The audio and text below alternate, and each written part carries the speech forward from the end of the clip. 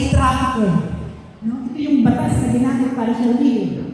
Ginamit din ang batas na ito para hulihin si Kibuloy. Kilala niyo si Kibuloy?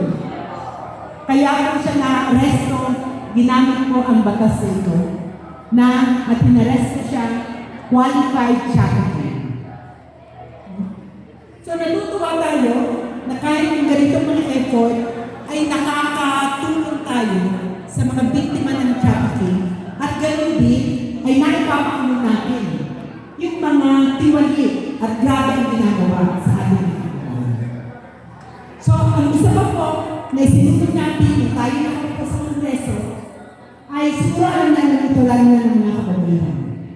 Yung RA 9262. Alam niyo yan?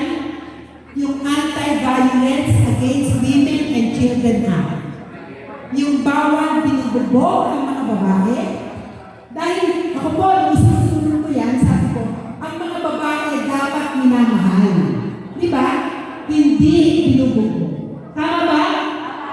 O, yan, nakasasagot mo.